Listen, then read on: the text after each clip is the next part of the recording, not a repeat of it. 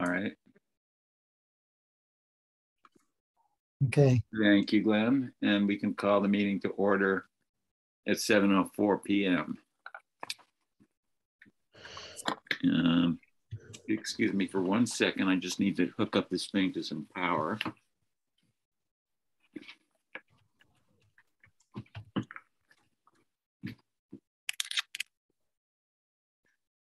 Okay. So let's see. I'm seeing Phil is here and I'm seeing Josh. Welcome, Josh. And Martha Sen is here, Robert Heller, Carolyn, I'm assuming that's Carolyn Manley. Is that Carolyn Manley? Yeah, she sometimes listens without being readily available to talk, but she has us playing in the background. Good. And Chris Larrabee, I see also. So. It is me. My mouse is having, I don't know, it's having fun. Okay. All right. Thanks, Carolyn. Thanks for coming. The first agenda item is public comment. Do we have any comments from the public at this point that are not on the agenda? Seeing none, we can move on to the second agenda item, which is Selectboard.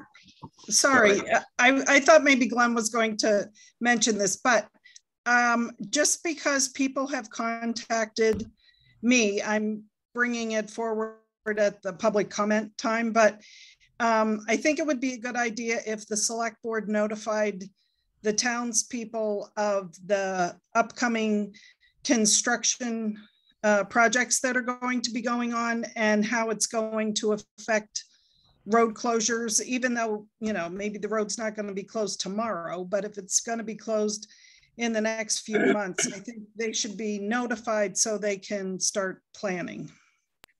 And are you thinking of the notifications just being on the listserv and the website? I think initially on the website, and maybe when it gets a little closer, especially because it's closing a main artery out of town, that it should probably be a code red notification. Okay. Phil and I have started talking about that. Okay. That is all I had for public comment. I can add that I've asked the Davenport Trucking, who's doing the road closing on Mormon Hollow, that they give me more specific timing. They said possibly this week, but I haven't heard back. But we'll get it right out on the code red and the listserv as soon as we get word. And just since we're on the subject, the road will be closed for 8 to 10 weeks. It's not going to be a quick project. A lot of digging, a lot of preparation, right? A lot of retainer wall building, that kind of thing. Right. So I was just going to say, we know as soon as they tell you they're going to close it, it's closed for 8 to 10 weeks. And that could happen this week. Is that what you're saying? Or might they close it for a few days and then, because I think the sooner we can get something on the listserv, that's just a heads up, which is sort of out there because Tessa Diamond put something out there about the road closure. But it was on, I understand it was on the listserv earlier in the week, and the answer is yes. Once they dig into it, that's going to be it for the duration. Phil, I'm wondering if we should put out a notice saying just to be aware that very soon the road will be closed, and we will follow up with additional information when we have it. If it works for you, Gillian, I'll print something up and pass it along to you that you could put on the code red and maybe on the listserv. That would be fabulous. Thanks. Just I mean, we've got signs up already, but they're covered, and those covers will be coming off. They will be cutting the road service off, road access off, so it'll come quick when it comes. Yeah, why don't you send something to me and I'll get it out. Okay. Thank you, Gillian. Yep. Phil.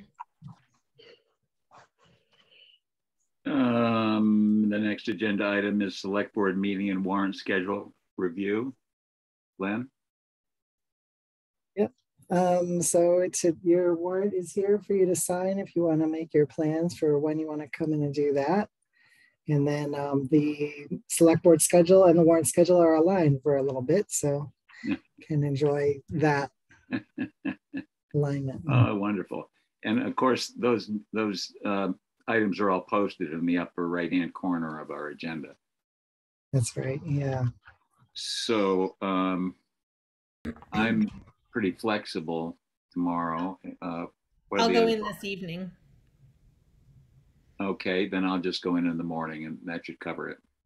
Yeah, I would like to, Dan, as long as you're talking about the agenda, I looked on the web today and I was trying to find the agenda and I didn't see that on the meeting notice. So I don't know, maybe I just didn't see it, but I looked around and I didn't see the agenda listed. Yeah, so, it's on the select board page, and I maybe have been forgetting to also paste it into the calendar item. So if you go to the select board page, you should see the agenda there. Okay, I only mentioned because you said there were things posted on that may be of interest. Thank you, Glenn. Sure. Okay, minutes. We have 3 select board meeting minutes on the table. Has everybody had a chance to review any or all of them? Actually, on your agenda are 3, but you've only received 2 of them so far. So you have the July 6th and July 13th. But the July 14th police forum notes are not done yet. Okay, so we're talking about the 6th and the 13th. Have you folks been able to look at those? Yes, I have. I'll make a motion to approve the minutes from July 6th and July 13th. I can second. Made and seconded. Any discussion? All in favor? Aye. I'm going to abstain from July 6th as I wasn't there, but aye for July 13th. Okay, and I will vote yes or aye on both.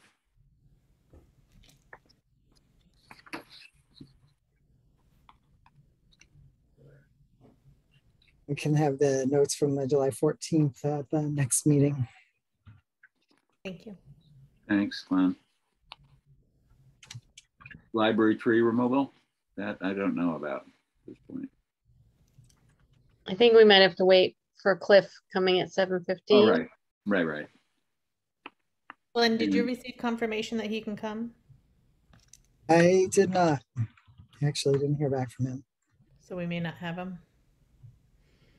I thought there was one email that made it sound like he was very happy to be on the agenda. So okay, we can wait and see.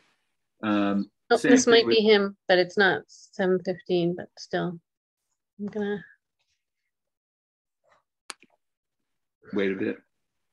Same thing with the interview with Entree Technology. How about the appointment to the Board of Health? We need Barbara for that. And plan for assessors. We need RRG for that, and they're coming at 8. They're coming at 8. We do have Phil here, I believe, so maybe we can talk about the project coordinator role change. That would be fine. I think I've mentioned it before, but I've spoken with the Attorney General's office, Secretary of State, rather, I think, regarding the potential for conflict of interest with the various roles that I'm doing in town. If you recall, when I became the project manager for the police station, I had to get a couple of waivers because I was building inspector. And in this case, they couldn't come up with any waivers for me to take on a project coordinator role town-wide and for being on the road commission. And in reviewing it, with them and talking about it afterwards, there are certain decisions that it's incumbent on the road commission to make and decisions that I need to make separately as the project coordinator, like determining which monies get spent on which projects or which projects take priorities, those kind of things. So there is some overlap, and I think it's appropriate that they're naming it's a conflict at some level. What the recommendation from the state was that if we wanted to push it, I could get a letter from our town council that would outline the nature of any potential conflict. And then that would go to the select board to potentially override that or just approve me doing both roles. And it does feel inappropriate maybe, or it feels appropriate that I separate myself from the two roles. I've stated that I'm invested enough in the road commission end of things to stay on at least as a consultant for a couple of years. But I think it's appropriate that I do separate and actually I was considering putting an ad on the listserv or a notice on the listserv that we are seeking someone and probably list qualifications that would be really useful. As opposed to anybody with truck driving experience is not what we're looking for, or people that have worked construction. It's really on the administrative end that the road crew and the road commission would benefit. Somebody with computer skills, possibly grant involvements, writing up reports, those kind of things would really benefit the road commission. So that's my thinking, that I give my notice that I would be resigning from the road commission, and I guess that's the long and the short of it, that there'll be public involvement with trying to find a very useful, helpful replacement. Bill? Yes. Do you imagine that a lot or a certain amount of what you're doing on the road commission would shift to be what you would be doing in the project coordinator position? So that like replacing you on the road commission wouldn't need to be someone who's doing everything you're doing. Yes, I think I understand your question. What I'm doing as a project coordinator is what I have been doing as a road commissioner, which is really way and beyond what any of the other and current or previous road commissioners have been asked to do or have had the experience, I guess, to do. So, all the computer time with state agencies, all of the, working up lists for projects and for budgets and trying to balance things, make things work. Road commissioners, I do it as a road commissioner, but I've been having this conversation with you folks for several months that, it's just above and beyond what should be expected of a road commissioner. Road commissioner should, meet with the road crew and have conversations about work details, maybe get into conversations about purchases of equipment, priorities for which roads need which activities, make a decision which roads get paved each year, that kind of thing. Without getting into all this other thing, which is really project administration at a higher level. And I think the town, I've said it, I think the town will benefit continually from having someone in this role to focus on project administration. It's becoming more technical. In any event, I'm not trying to sell a position. I'm trying to say that I think the two roles deserve to be separated. Yeah, it's becoming more frequent, and there's much more of it. It's a larger scale than we've experienced before, these projects. Yeah, I mean, if you look, I sent you a copy today of the budget that I've worked up that includes the funding sources. And I want to count off real quick, 9-10 different projects that are a part of what's going on this year, and having to divvy up the available funds and make it all work so it's, you're compliant with all the different funding agencies. That's a whole different separate thing from road commission activity. Well, go ahead. Sounds good to me, Phil. Anybody else? I was just going to say that it sounds like it'd be really helpful, Phil, for you to delineate what's part of the road commission and what's part of the coordinator role, project coordinator role. And it does sound like it's wise too, if you recognize that there's conflicts of interest, it would be better to separate yourself from. Sure. I mean, as I just mentioned, for instance, like I say, with 1, 2, 8, 9, 10 different projects, there's 6 of them that have nothing to do with road commission, have nothing to do with roads specifically. But, and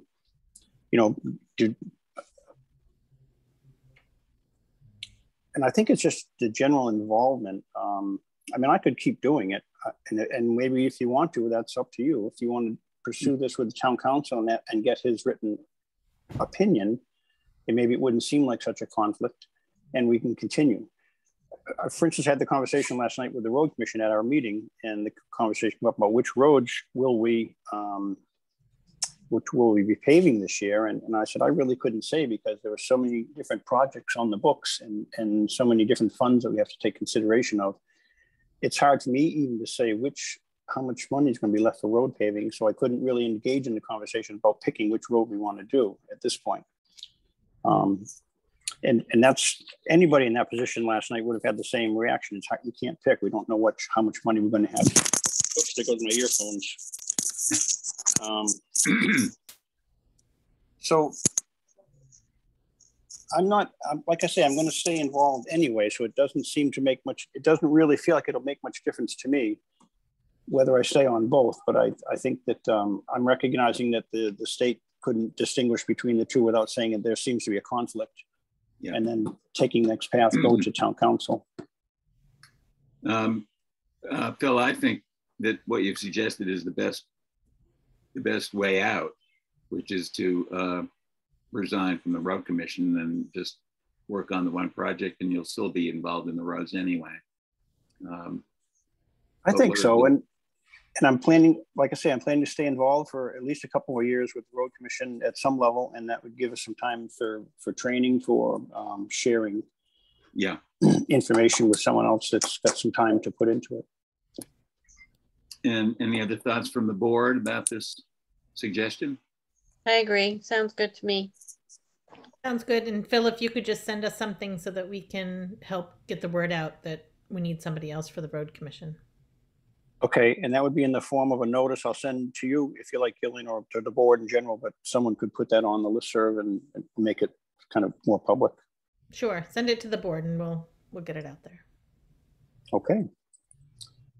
So along those lines, I did also send a project update.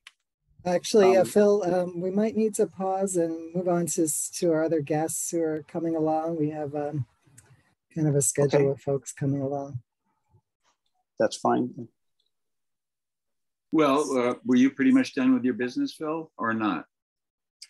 I'm sorry, what? Were you pretty much done with all of your agenda items or not? Well, I am. I just didn't know if you had any questions or thoughts or anything about the status of the ongoing projects. If you're all set with it, I'm all set with it. Okay. There's always more to talk about. Exactly. Well, I'm all set with it for now. How about the other board members? I mean, he had a whole thing of project updates, so I guess. Can he check back in with us, or can we check back in with him after we get through our? Yeah, just go ahead. I'm here. I'm having a quiet time, and the kids are all downstairs, so this is good. Thanks, Phil. Okay. You're welcome. So, Glenn, who are you thinking of? It looks like Cliff's joined us, so be a good time for that. And then Entree has started to join as well. So okay, Cliff, can you hear me? Nope. Wait, I guess so. Yes. Hi. It's funny. I thought we were having an in-person meeting today. I feel like I saw something, and then I saw that we're on Zoom. So I'm at the town office now. There's a giant white. I don't know what they're called. I call them white. Oh my god! That's on the permaculture area. Just that's a white thing. Yeah. Wow. So okay. Fun times. Anyway, so in terms of logistics for the library, I think most of you probably saw the email I sent regarding kind of the, my suggestion of parsing the project into two different projects, one addressing the trees surrounding the basketball court and the other one addressing the tree or trees that's supporting the play structure, and kind of coming up with a game plan of what makes sense of how we want to move forward with that tree removal, because cutting the trees as is with the structure in place will most likely destroy it. So there's a couple options of removing the structure, cutting the trees relatively high and be able to put the structure back up. or just cutting the trees to the ground, not having a structure. I mean, that's kind of in the hands of, I guess, the library staff or the committee that's in charge of that. But I wasn't really sure how we wanted to move forward. The trees are, I think, safe and healthy for at least another year, maybe. It's hard to know because they, the damage is on the inside, so it's kind of hard to know until the tree's cut, and then you're like, oh yeah, that was, a big risk, or oh, that wasn't as bad as it looked. But they are definitely on their way out, along with most of the trees surrounding the basketball court. So I think that probably addressing the most commonly used area first makes sense, but there's also dead trees that are going to fall and cause damage to the fence on the basketball court and Apollo's fence too. Cliff, have you talked to any of the library commissioners, library commission about this? I mean, Mara is the only person that I know of that's part of that staff, and she's been CC'd on the emails, but I have not talked to anybody in person because it sounded like, it's something that needed to get reviewed by the select board first in some ways. Maybe that's not true. I'm not really sure the order of operation. When I put this out on the email saying that, it's a more logistically complicated project than anticipated, it felt like it needed to be part of this conversation. And so, if it's a conversation for the library committee to decide upon, that's fine. Or if it's a larger community decision. I would start with the library. Makes sense. I would too. Yeah. So I would talk to the library trustees about it and see what they have to say, and then come back and talk to us. I think maybe the concern is that the budget might have to come from somewhere else besides, because it wasn't planned for either with the trees or the library budget, I imagine.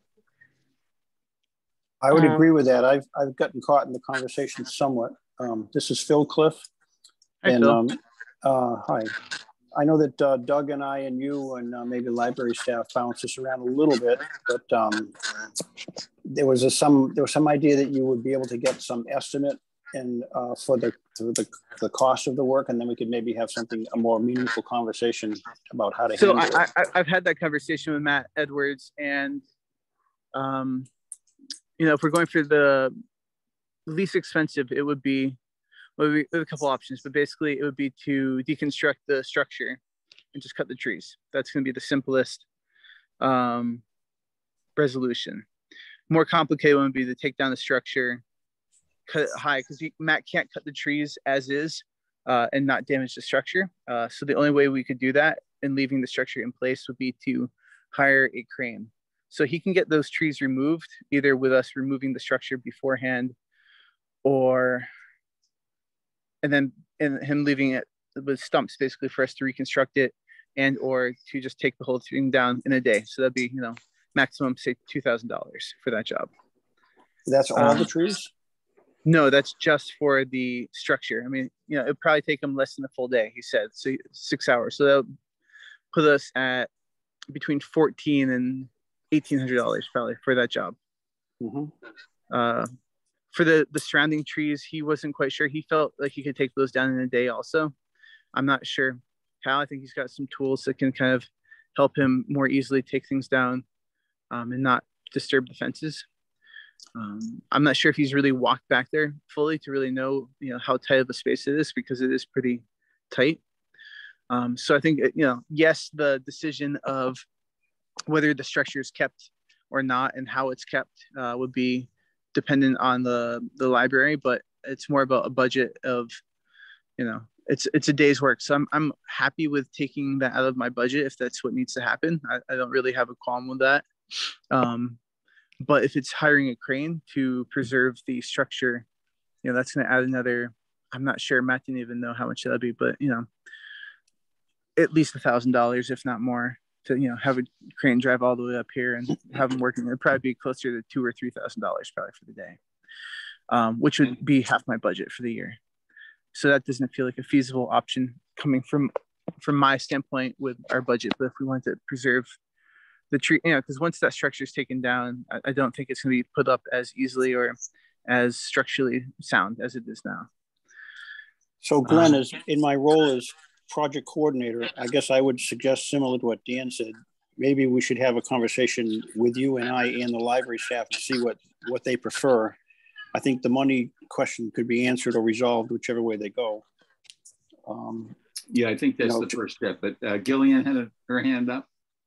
I was just going to make a request that we get a written estimate for the different options so that we have more information to make decisions about. And I do think the play structure really is a decision for the library, whether they want to keep it or take it all down and rebuild something else. Right. And Glenn, do you know if offhand, I'm not sorry. I'm getting names mixed up. I apologize. Cliff. Cliff, thank you. Do you know if they take the tree down and leave the structure in place, will the remaining tree last for long enough to make that worthwhile? Is that the base of the tree going to deteriorate and come apart also? I mean, once the tree's cut, I mean, yeah, I mean, it's kind of the how things work. But I mean, I think there's probably ways we can preserve that top layer so that it's not weathered as much. We can even probably put like a little roof on it so that it's not getting rained on and some moisture staying out. And we can probably put some coatings over it so it would probably last. Well, I mean, I don't know, because once we cut the tree, we might see that whole, the interior is rotted out and, it's got 5 years. But I would say minimum, we have 5 years in that structure. Maximum, I'd give it maybe 20. And that's being generous, probably. Okay. So well, excuse me, I think we need to move on because we've got a lot of agenda items here and a lot of people waiting. So Cliff, I think the next step is for you to talk to the library people and come up also with some written estimates for the work. Who are the library people? The library trustees. I can make that connection for you, Cliff. Glenn, that'd be great. Glenn can give you a list of the library trustees. Okay. And then I'll work on getting an estimate from Matt for the basketball court area too. But I think that's kind of why, having this meeting is important also, because between those two jobs, that's going to be a minimum half of my budget. And I'm not even sure if the library is slated to be part of my jurisdiction in terms of where my budget's coming from. Well, so, it's possible that the library may have some money in their budget that could go towards this. And when you talk to the library, after you've talked to them and after you have written estimates, you can come back to the select board and we will help you figure out a way to pick an option and get the money. Okay, sounds good. Great, thanks. Thank you. Everyone enjoy their night. Thank you for your time. Thanks, Cliff. Thank you, Lori. Have a nice night. Happy summer. It's nice out. Yeah. Yeah. It's a little hot, but it's good. All right. Thank you. Thank you. Glenn, did I hear that some Entree technology people might be here? Yes, we have Pat Beerley and Dylan Blanchard, and anyone else with your team there, Pat? Yep, Tom LaRochelle's one of ours as well. Great. Welcome to all of you. Thanks so much for joining us. Thank you. For having us. So the select board has some questions for you, I guess, as we're exploring this possibility of an IT services contract with you. Great. Yes, Gillian, I think that's how it's pronounced. I apologize. I was wondering if we should just introduce ourselves because they may not know who we are. If you don't mind, that'd be great. And we can do the same on our end. So I'm Gillian Bedine, select board member. I'm Laurie DiDonato, select board member. And I'm Dan Keller, select board member. And there's only 3 of us, so over to you. Great. So I'm Pat Beerley. I'm the account manager that's been working with Glenn and Doug primarily, but a few other folks in town while I've been up there. And I'll let Tom and Dylan introduce themselves. Yeah. Hi, I'm Tom LaRochelle, Chief Technology Officer. I've been with Entree since 2006, so well, long-term employee, and it's nice to meet everybody. Welcome. Hi guys, my name is Dylan Blanchard. I'm the tier 2 help desk. So in terms of any sort of IT support, I'm probably the first person you're going to talk to. Okay, welcome. Thank you. And Robert has his hand up. I think he might want to introduce himself. Hi, Robert. Hi, I'm the IT person for the computers at the library. Okay. In case anybody has questions about those computers. I manage their server and keep their machines running. Okay.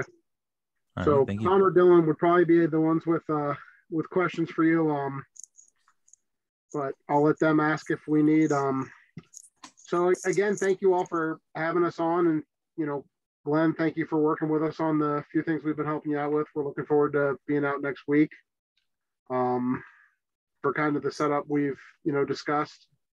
So yeah, I mean I sent everything over to Glenn and Doug. I don't know if everyone's gotten a chance to look it over, but we're more than happy to answer any questions. Okay, very good. Thanks for coming. Lori and Gillian, did you have any questions for these folks? Well, we had a list of questions that Doug had also helped put together. So I don't know if now is the right time to, they're essentially sort of get to know you a little bit better and give us a sense of your services. Is now the right time to ask those? I think so. Okay.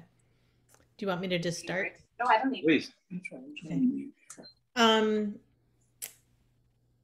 So how would you describe what you will be doing for us? And you sort of explained already what each of your roles is in that regard.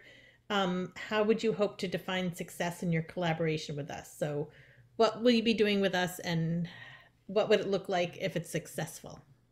Absolutely. So at the end of the day, our goal is to make sure that you guys have, your IT up and running, you're happy, and you're not trying to throw computers out the window out of retribution towards them. Pretty much what we've put together is a plan based around support, really email and applications on the office side, as well as security. So at the end of the day, you're probably going to see us occasionally. You're probably going to talk to us a little more often, but if we're successful, you're only going to, see us when we're up there doing routine maintenance or, checking in. We want to make it as flawless as possible, where you go in, you work, you go to the library, you do whatever you need to do with that technology, and it works the way it's supposed to. I mean, fortunately or unfortunately, if we're doing our jobs right, you guys don't think about us. If you do think about us, Tom and Dylan are there to back you up. Dylan mentioned that he's probably going to be the first person you talk to after Eusta or one of our other, folks at the front desk. And, Tom's kind of our big guns, if anything, goes beyond that and up the line. So, I mean, did that answer the question? I know it was pretty 30,000 foot overview. Yeah, I think it does. Ready for the next one? Sure. Oh, can I just add real quick? Just I've got more of maybe like a company philosophy thing that I wanted to just mention as well. But we know, like, we've been in this space. I mean, Andre has been in West Springfield since like '89. They've been around for a really long time. Yeah, I haven't been there that long, but I mean, our company philosophy is that we treat everybody like family. I know a lot of businesses that are similar to us like to kind of make things like a little bit nameless and faceless when they go and deal with their customers. But we don't work like that way. We have a live front desk that you can call. You'll always get the same rotation of people. And our help desk is always going to be the same people that you would see assigned to you normally. So you get to know them on a first name basis. If you're ever in trouble, even without our ticketing system, we'll have people assigned to you that you'll just know and say, hey, I was working with Dylan on this, and you can go almost directly to him usually in most cases. But it's kind of our philosophy is that we kind of treat everybody like family, and you're never going to call up and get a phone tree and have to hit the buttons and go through the motions of that. You'll always get a live person, and that's our core company philosophy. So if that helps, I just wanted to add that to it. No music? No music? No, you call, you get a person that picks up right away. I mean, if they put you on hold, transferred, there is hold messaging, really. Yeah, if you get transferred to someone, they have to put you on hold. But when you call, you get someone right at our front desk. You'll usually get to know them by name. And if there's an emergency, you just go right directly to a technician. Great. Robert, do you have a question? Yeah. Did you have a question? No. Okay, it still has the hand icon up. Sorry. So the next question was, based on your experience, what sort of problems do you expect or anticipate as we make this transition? And how do you plan to help us overcome that? So I'll let Tom get at that, but I will, say before he gets on, we help out towns and schools and companies with transitions like this, day in and day out. So it is something we're used to. It is something we kind of have a playbook for. So, I'll let Tom get into kind of the nitty gritty of it, but it is something where we do have that experience built up over not quite 30 years doing that, but for at least the last 10, 15. So. Yeah, I mean, like Pat was saying, we do a lot of business with local towns near us and, more out east from us. So, we're familiar with the town atmosphere, the different type of programs that you guys would be using typically.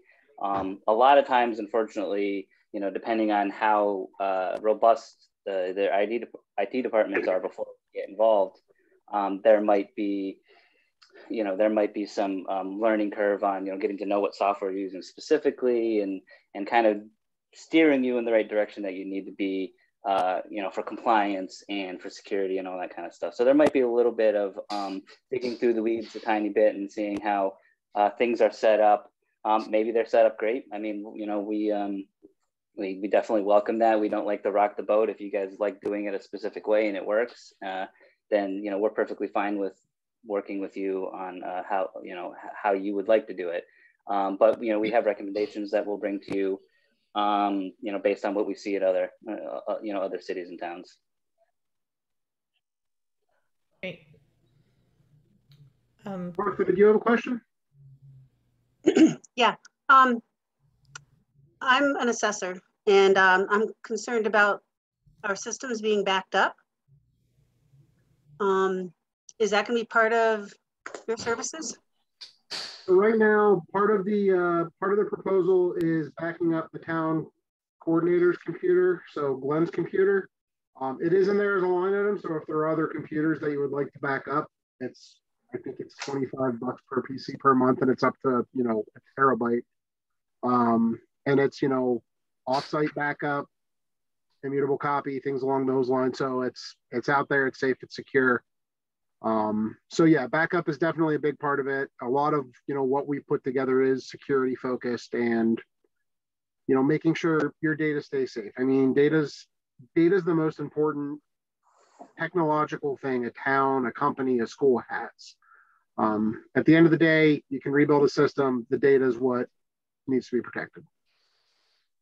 Yeah, and maybe just to add a little bit to that, I believe part of this proposal is looking at 365. Yeah. I mean, part of the philosophy to 365 is that you'll have whatever you have on your desktop. So, we can back up important computers if that's the case that we need. But part of the philosophy of 365 is to put some of that up into an area that people can have access to, right? So when it's up in 365, we're going to be backing up 365, which I'm pretty sure that was part of this option. Yeah. So what if you have important information, especially documents that you guys like to share between users? Being up in 365, one, there's geo redundancy and everything built into the actual system, but you also have we also have an actual backup that goes and backs up all the data that's up there. So if anyone deletes something, or someone makes a change somewhere and you want to go back to the original document, we'll have the ability to do that.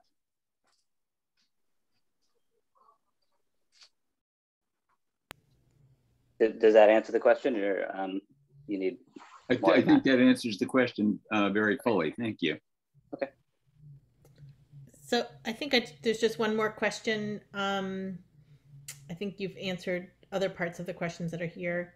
Do you have any advice for us, sort of now and as we prepare for this transition, on how to best use and utilize your services?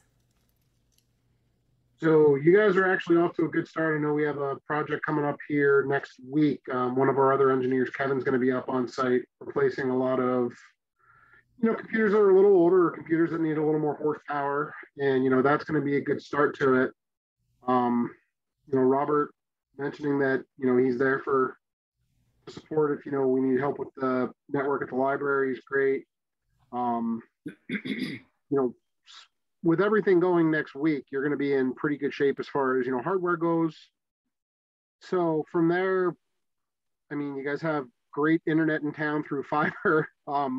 Being in Belchertown, I'm actually really jealous of that. So, I mean, Tom, Dylan, if you guys can add anything on the tech side, I mean, there's nothing, there's no big red flags. You guys are pretty solid.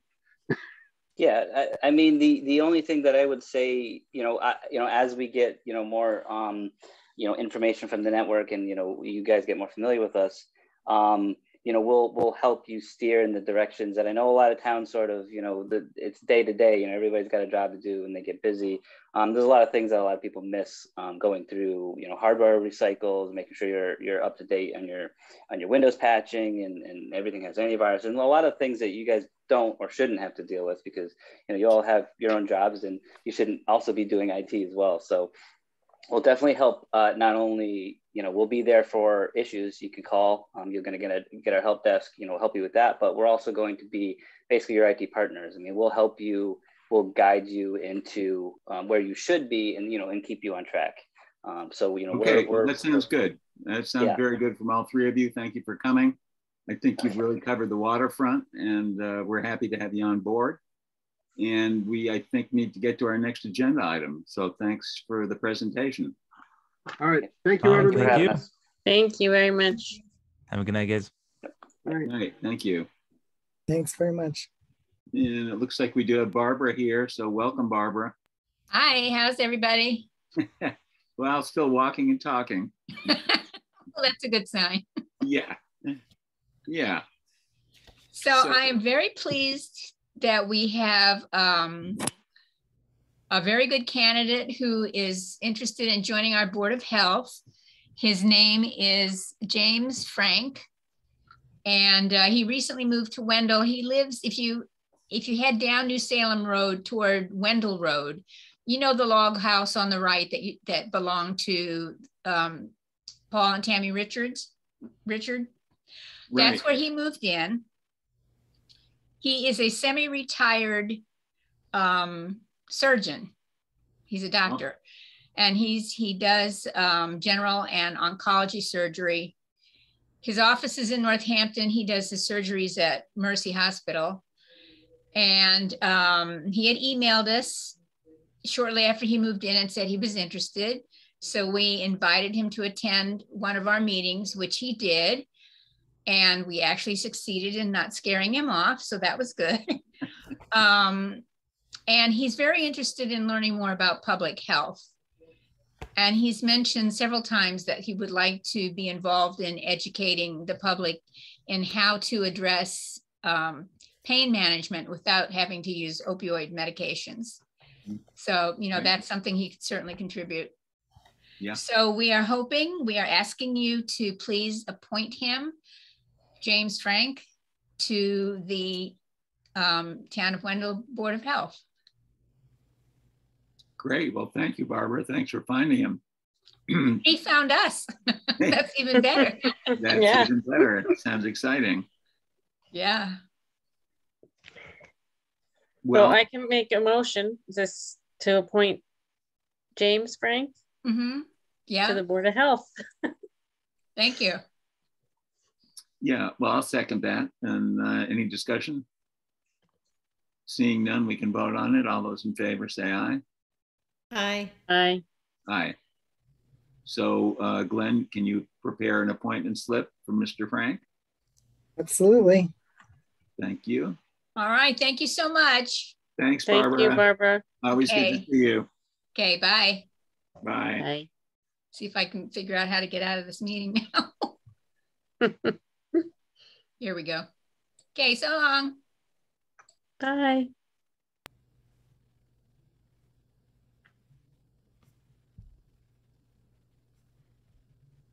Okay.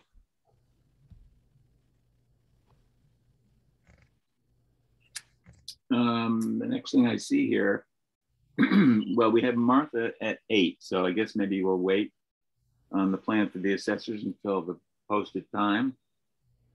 And we've covered project coordinator. We didn't cover all of Phil's updates. So if we wanted to have him back for the next 10 minutes or something. Okay, Phil, do you want to jump back in, finish your updates? Maybe the grandchildren have got him. Hello, Phil. Okay, waiting for Phil.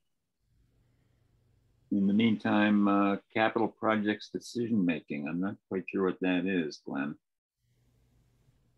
We put it on because someone requested it. I think it might have been Phil. Yeah, it might have been Phil. Yeah, probably. Okay, town coordinator updates. Yeah. So just kind of wanted to create a space to give you some general updates and give you the chance to ask questions about odds and ends without necessarily having to have our agenda full of lots of different things. So it's been full speed ahead since I returned from vacation with getting things going with the start of the new fiscal year, new contracts coming in to sign, getting the appointments done. The appointments are ready for Joy, but now Joy's on vacation, so summer schedules are slowing down the appointments process, but it's moving along. And Carolyn and I had a good meeting about various things useful for us to have a chance to talk in person. Gave an update about the that CARES grant.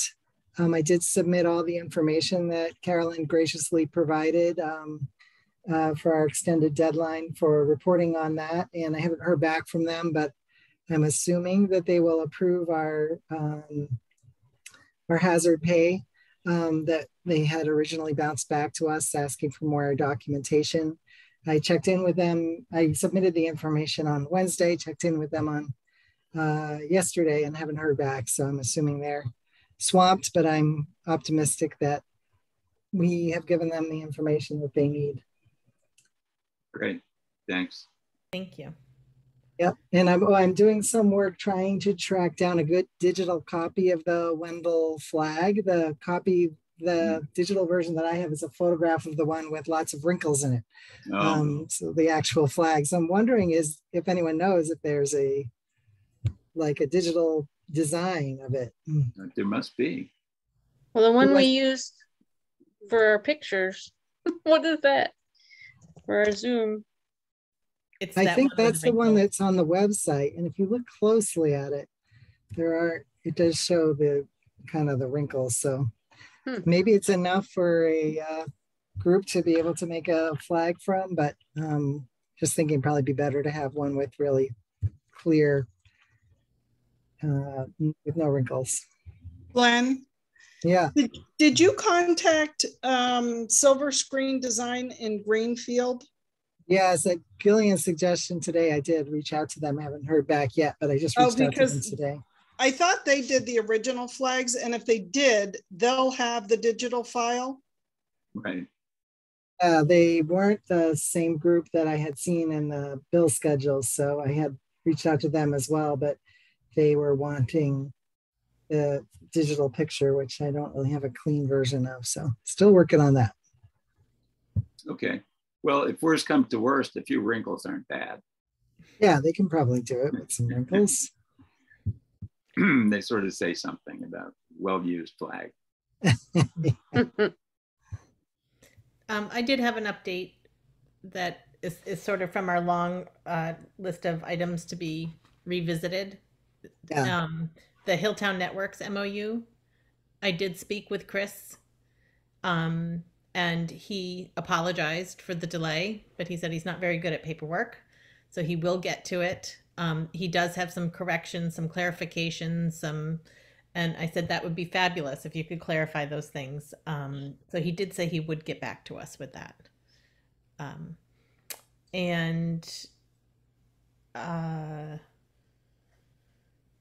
thought there was one other thing I had a question about.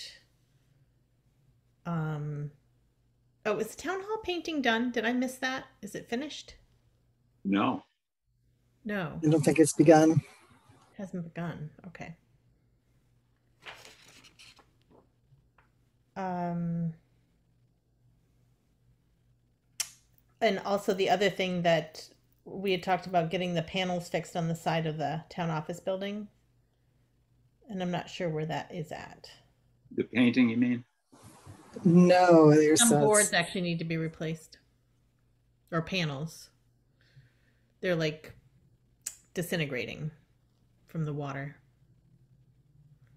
Well, yeah, I think we got quotes, right? I don't know if we ever actually got any quotes for it. I think Alistair looked at it and was like, right, not sure it was something he was interested in doing. But we might want to follow back up on that and see if there's somebody, while the weather is not snowy and icy, see if we can get that taken care of.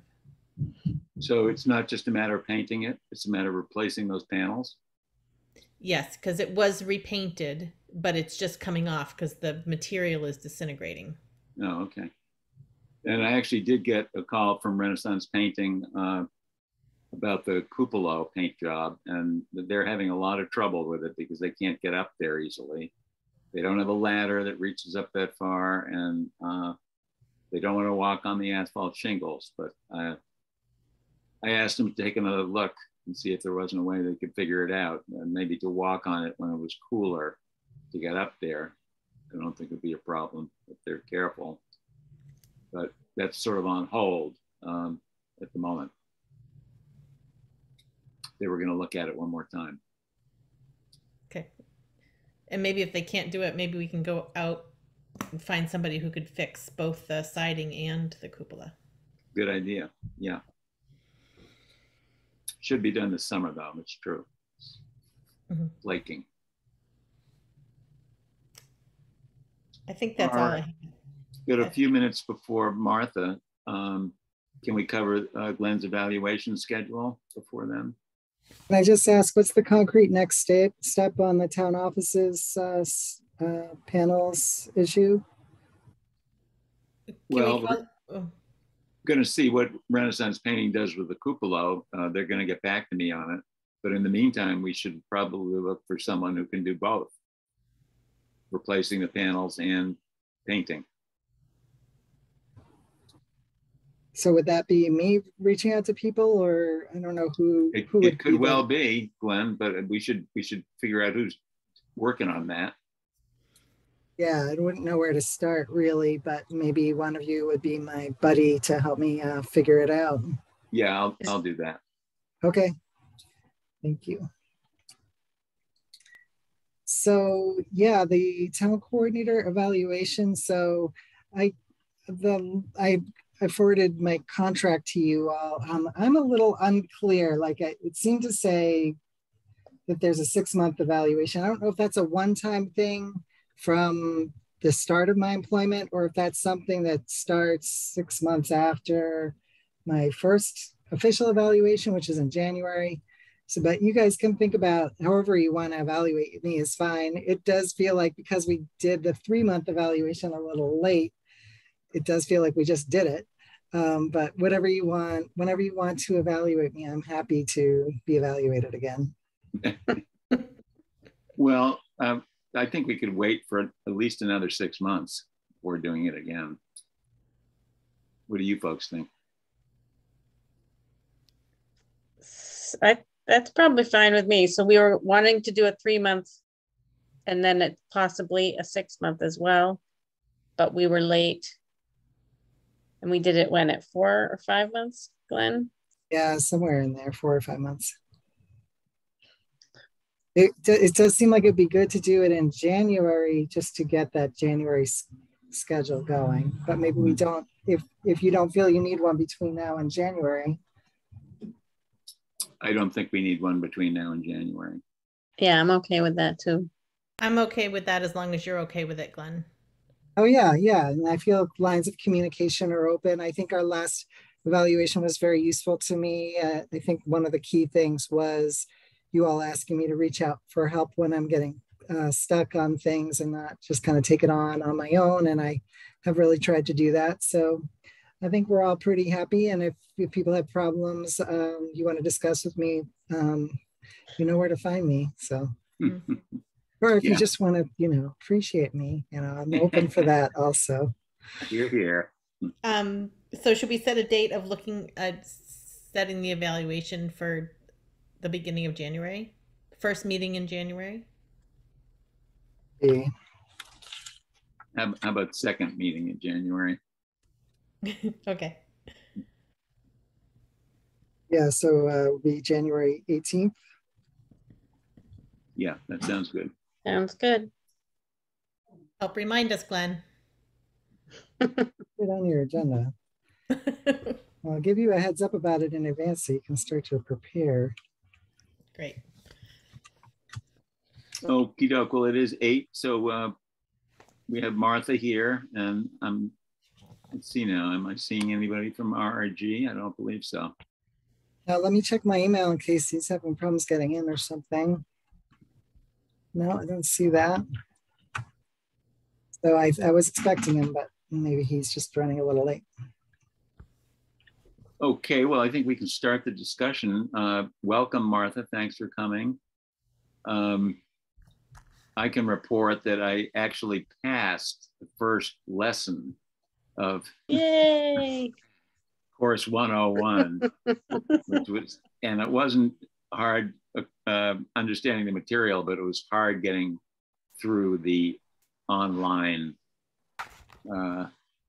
camouflage. But I managed to get through it, and so I'm well on my way to completing the 10 courses which are required. The fourth session is the one that you have to take in order for us to be able to set the tax rate. Right. Yep. And you don't have to take them necessarily in order. I will take the 4th one next. But I actually tried to take the 4th one, but I ran into the same problem as with the first one, where it sent me right back to the introductory page after I completed the whole thing. So I'll try again on number 4. But hopefully that won't take too long. In the meantime, I think Martha sort of updated me a little bit, just so the board knows that we're not in a bad place at the moment with assessing progress. We're sort of up to date or pretty close to it. So that's the good news, and it's really very good news. Yeah. Before Kelly left on July 1st, basically all of the abatements and everything that we needed to have done had gotten wrapped up and done. RRG did finish their assessment, but of the town, and we were waiting for an update on that. We haven't had another meeting as of yet. So Dan and I will get that scheduled so that we can invite them to present to us what their findings were. And they've updated the system, the Patriot system, and the tables within it so that we get an accurate assessment. We're still waiting to hear from Harold about the clerk position and providing us that support. Yeah. Because that's the key. Yeah, and I think that RRG has fallen a little bit behind in the past month or so, because they are supposedly doing a fair amount of on-site visits. They're supposed to be doing 48 on-site days per year, I think. Yeah, and that was for the clerk. Right. But that hasn't happened for at least a month, I believe, right? Yeah, for most of this month, yeah. So definitely that would be something I think we would like to talk to RRG about. I mean, they've not provided the service that they're contractually obligated to provide. So maybe they can refund us some of the contract price. I don't know, but hopefully they'll be able to come up to speed. That's the main thing. Yep. And we will communicate to them about that. Yeah, they did update me that they have more interviews scheduled. They had offered the job to someone and then that person got scooped up. So they're struggling, but it does seem like they're making good faith efforts to try to replace the person. So, although I believe that they're good faith efforts, if I read the ad in the Greenfield Recorder correctly, their good faith efforts are right now trying to find someone to train. Yeah. Right. They're open to someone who needs that training, right? So that may be me. Dan might apply, everybody. Right. I'm not going to apply to them for a job, but I would be hesitant to hire someone who needed training for this because now I'm pretty well aware of how much training it takes. Anyway, that's just a personal comment. Yeah.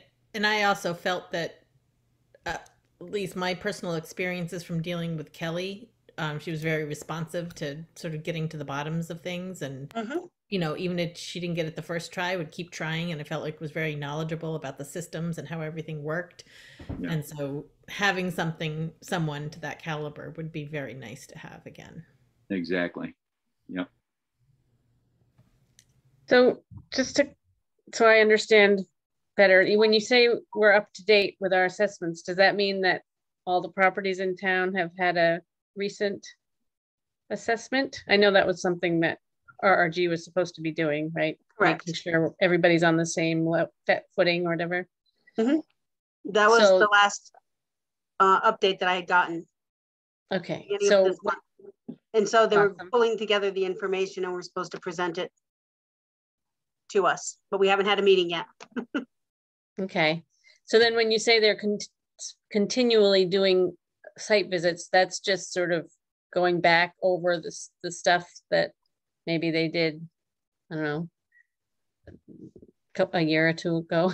I mean, we feel like things are on a pretty good level across the town, but now they're starting over again to just. No, it's basically it was a reevaluation year, so they had to go through the entire town. But now as questions come up, they'll be reassessing based on those questions that come up. Okay. Providing support. All right. Cool. Thank you. Okay.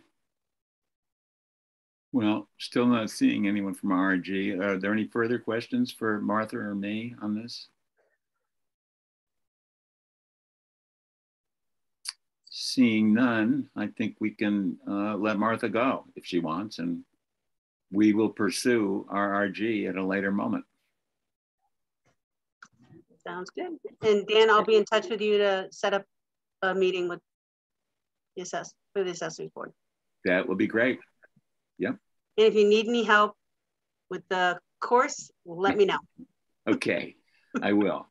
Thanks, Martha. Thanks, Martha. Yeah. Thank you both. Bye. Bye.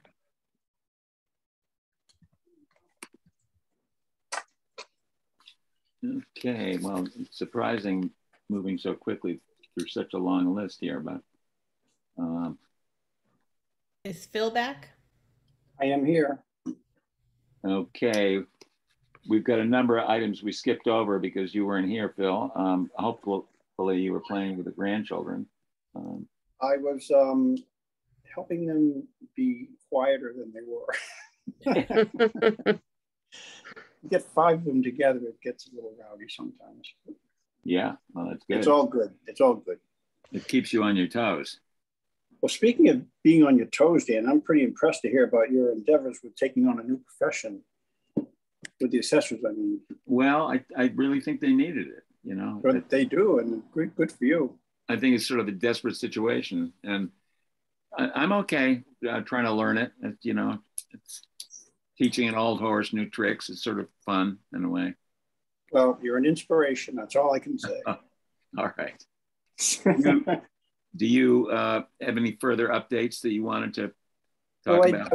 I would like to talk about the various funding things, the options that we have, and just sort of give you an update on my summary that I emailed you earlier today. Okay. And I'm gonna start with the good news. And the good news is if you see that data sheet that I sent you, it's a spreadsheet that with all of the different projects that we've been talking about for the last year, you know, Mormon Hollow, a highway barn, the basketball court, the library issues, Kentfield Road, a brush tractor, fire tanker, landfill capping, police car, fire department car. All of that stuff is in the budget. It's all listed out there, and it's an Excel program that is just remarkable.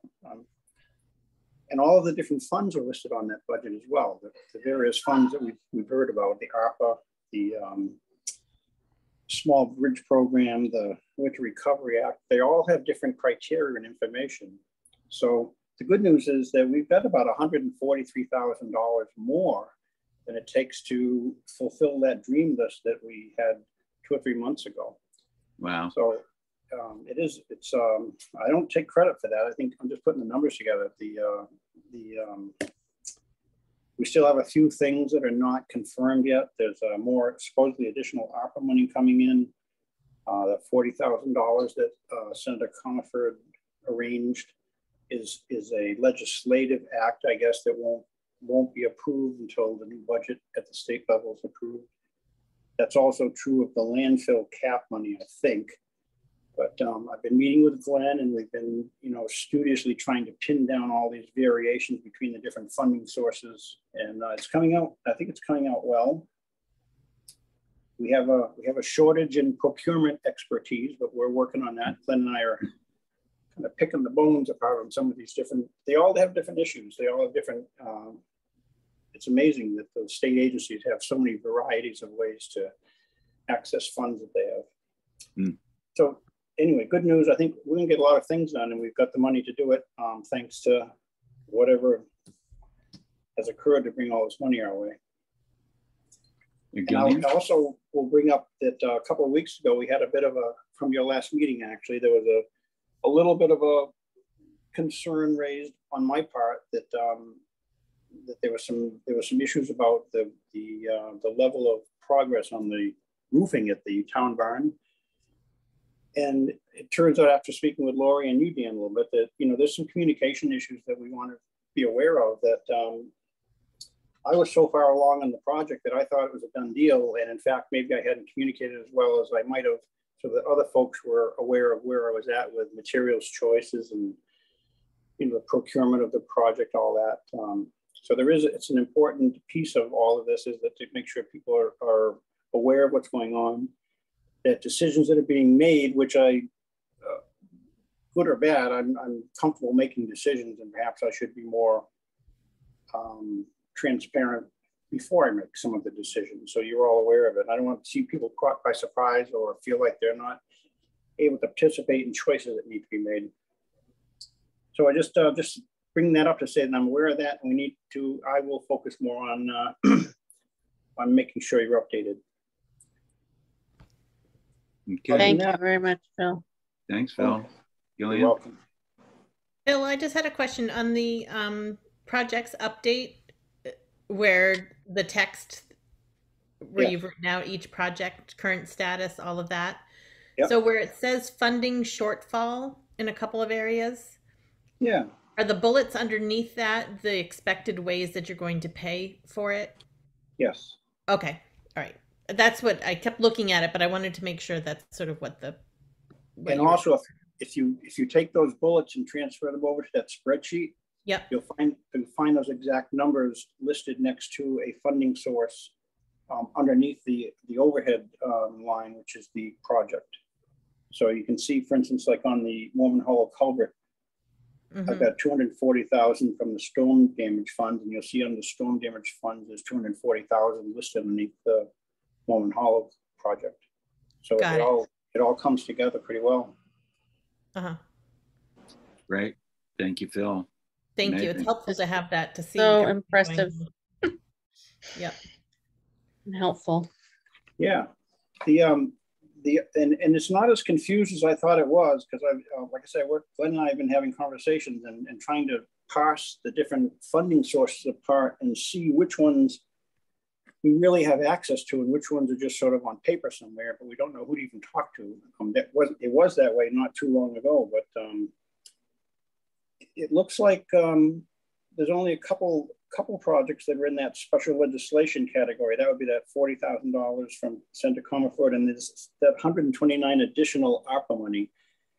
I don't know who tells us about that or who decides when we get it or how we access it. I've been talking with Aaron and with Carolyn about how to distinguish between whether, because on Aaron's paperwork, she sees some of these numbers as, she lists them as revenue, but it doesn't show. I'm not sure if they've actually made their way to town. Like they will be revenue or they are revenue. So we're gonna have some more conversations so these can all be pinned down, but we want to be sure the money's actually there before it gets committed somewhere and we find ourselves short. Have you checked in with the COG about any of these things? There's someone?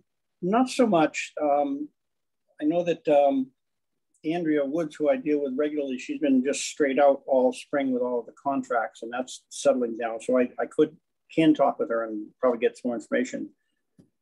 We have a training set up for ARPA, and we're waiting to hear if I actually got registered in time. I know Glenn's on the registration, and I am, and I think Doug is as well. And I think that will be helpful just in, there's some real question about how we go about reporting and how we go about if we need to do reimbursements. That's the main question. Does it come to us in the form of an automatic deposit from the state, or do we have to apply for it? I'm still not clear on some of those things. Oh, that money comes to us. Half of that ARPA, state and local fiscal recovery funds, has already arrived, and I put in the request for the other half that some towns have already started receiving. So I'm expecting that in the next week or two. So good. Good. Yeah, for instance, with the winter recovery funds that showed up, another $154,000. I did find out that we're all set with that. Originally they said we had to wait for them to give us a notice to proceed, but now they say if we've submitted all the paperwork, we're okay to, commit to projects, and there's no reporting required.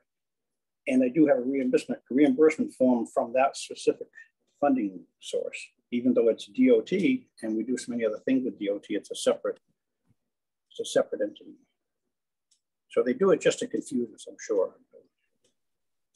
They don't all use the same forms.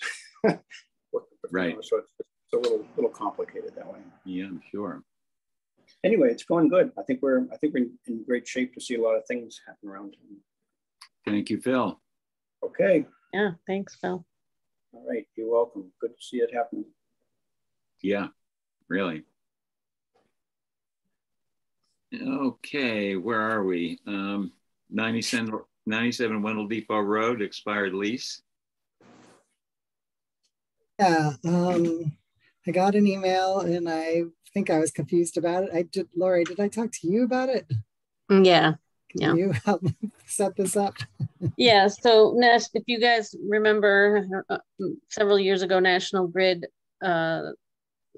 tried to lease some of the space on 97 Wendell Depot Road to do their temporary substation or something like that, but they never did it. And since then we've sold that property. I believe the whole property includes the place that we used to lease to National Grid. Right. So now they're asking to renew that lease. So as far as I understand, we might have to direct them to the new owner. Yeah. And I don't know if that was something that we had maybe made clear might be a possibility to the new owner. Maybe that doesn't matter, but I think that might be the way we have to handle it. Yeah, I think so. And I wouldn't worry about it being a problem for the new owner, because the new owner doesn't have to sign a lease if he doesn't want to. Right. And it's up to him. Maybe he would, maybe he wouldn't. If he didn't want to sign the lease, I don't know what they would do with their wires, but that's their problem.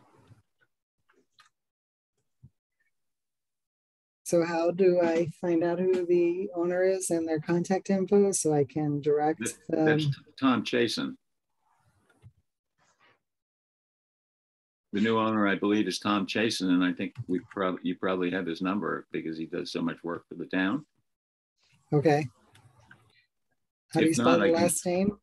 Chaison. Okay. Yeah, I can send you his contact info if you need it. Okay. Yeah, that'd be great. I will do that. And we're sure that that is his property. I'm Yeah. pretty sure.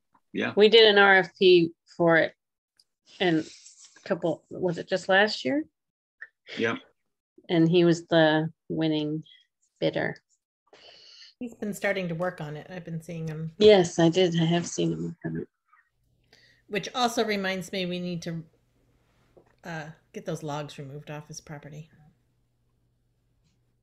Right. That's our responsibility.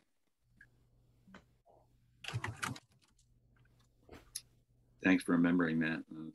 Yeah, I see the pile there when I drive by all the time. Yep. Okay, I think that settles that.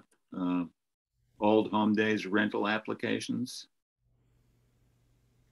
So there's a rental application for the town hall for Old Home Days.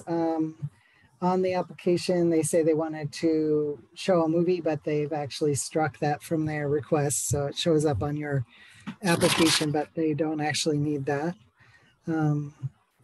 Separately, they are applying for use of the town kitchen with the kitchen committee. But it's up to you whether you want to. I guess be good for you all to vote to approve their application for use of the town hall, and they would like a waiver of the fee. Who's applying? Kathy Becker. Kathy Becker. And I think it's as part of the Old Home Day, I don't know, coordinating committee or something. There's a new committee to make sure it happens. Do you know how we've handled the fee for the town hall in the past for Old Home Day? He said that it has been waived in the past. I think that's right. It's been waived in the past for Old Home Day. So I make a motion that we approve the application for the use of the town hall for Wendell Old Home Day on August 13th to use the bathrooms. I second. And should we say that we're waiving the fee? And waive Yes. the fee.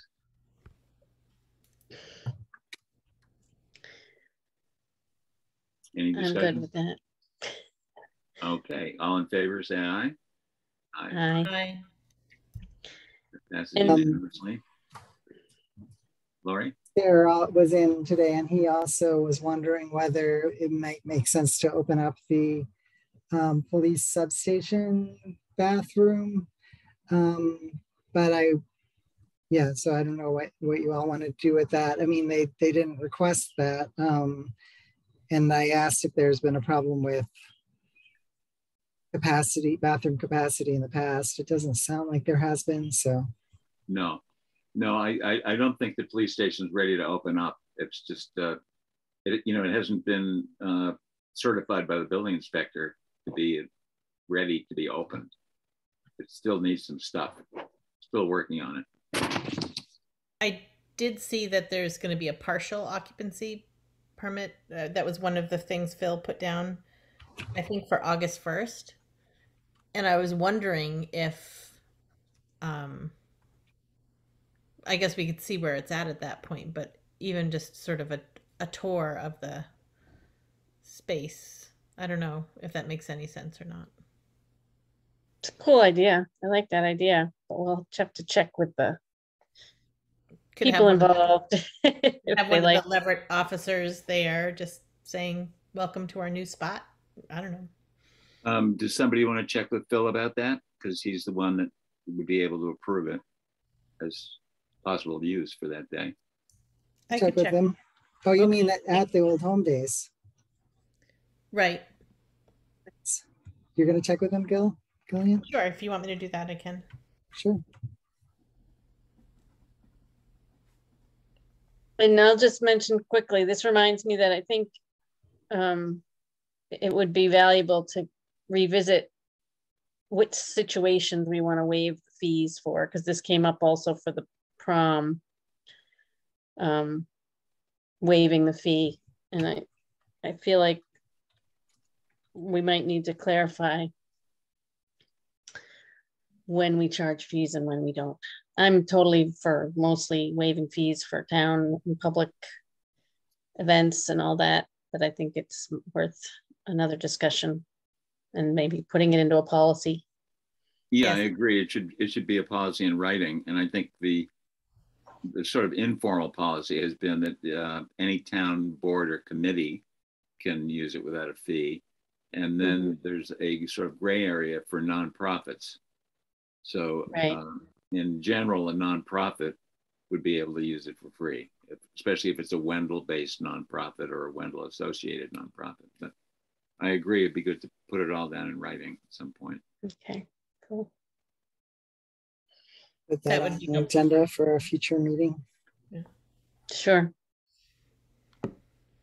Yeah, and while you're on that page of future meetings, actually, let's put the select board rules on the agenda for next time.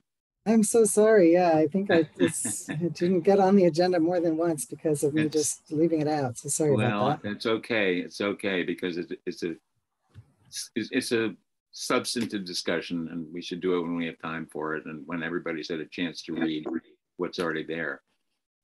So, but maybe next meeting, folks? Yes. I actually took time and read through it and made comments and sent it to you.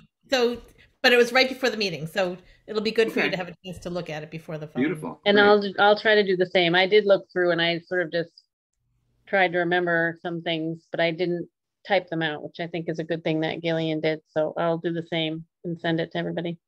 Great. Great. Thank you.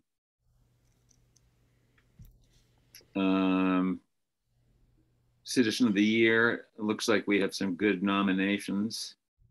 Quite a few. Thrilled to see so many nominations. It's really a lot, right. And they're all deserving. Yeah. Yes, it does make it hard. It makes it hard. So what we did last time was we just sent like our top 1, 2, 3. Right. To the coordinator. Yep. And then reviewed at the next meeting. Yep. It sounds good. Okay. And I think that Nancy even had sort of a scoring sort of framework where each person's top choice got 3 points, maybe second choice got 2 points, third choice got 1, so that if you had to total it up, there would be one winner or something like that. Yeah, good. It's almost like a ranked choice kind of thing. Yeah. Yeah. So I think, yeah, we all, too much discussion at an open meeting always seemed awkward. Yeah. This is a good way to do it. Right. And it makes it hard for it to be a surprise. And well, yes, you want it to be a surprise too, right? I think it's a good way to do it. Yeah. Yeah, it's worked pretty well. So to be clear, you're going to send your first, second, and third choices to me, and I'll find Nancy's old scoring system, and then it will be announced at the Old Home Days without another select board meeting to choose someone the public session. Well, I think we have done it in a meeting where we confirm who the winner is and maybe just ask the press not to Yeah. not to reveal it. Right. And it might depend on who's at the meeting, whether or not we can discuss it openly or not. Nah. So I guess Yeah, we could always schedule a special meeting if we felt like we needed to. Or Glenn could just tell us separately, but we do need to put together, we like to put together an award with some language and all that. So we do need some kind of discussion, I think, or Yeah. I assigning think roles or something. good idea to have a meeting about it after the results come in. Yeah. And And it we seems might only we can have never one the meeting, plaque right? It seems like we can never have the plaque ready on time, so Right. a paper certificate has to suffice for temporary. Great. Sounds good. Well, unless I'm missing something, we're ready for topics not reasonably anticipated. The only thing I see missed is the capital projects decision making. And I think it was Phil who brought that up. So maybe we'll just ask him to revisit that at another meeting. Touched on it briefly and as part of his report, but yeah. I think there was just an encouragement to have clear communication about things because in both directions, because I think he was feeling like he had gotten approval to go ahead with the roofing project. And then there was some discussion at the last meeting that where people were in a different space or weren't aware of how far along he'd moved the ball. So. Right, exactly. I think with the addition of project coordinator reports to each meeting, hopefully that can help to kind of keep the lines of communication open. I think there is a list of possible capital projects. And I know one of the things right on the top is the tractor that runs the brush cutting that needs to be done every year, which is a 45-year-old tractor and does not have a roll bar. So yeah, that was the $40,000, and right. There's an earmark that's the earmark that he was talking about that the governor will be signing off on.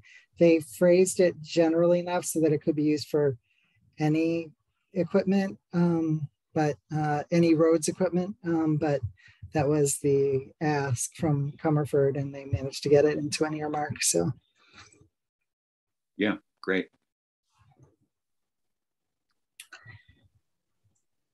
Any other items? Excellent. I do not have any. I just had a little question. The MMA dues, do we pay that? Do we pay that as a town? Yeah. I think so. See that, Glenn? I think they just invoice us at some point. Okay. I just saw an email about it and I didn't know. Yeah. Okay. Yeah, we're all members, and I think the town pays. Yeah. Okay.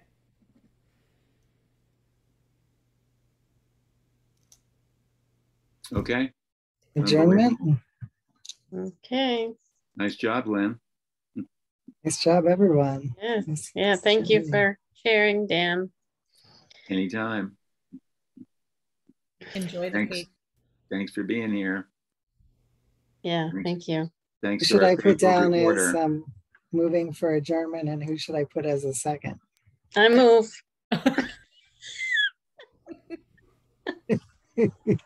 The LD move and GB second. Yeah. At 8:33. Great. Thanks, everybody. I'll go sign warrants. Yes, thanks for signing the warrants without me.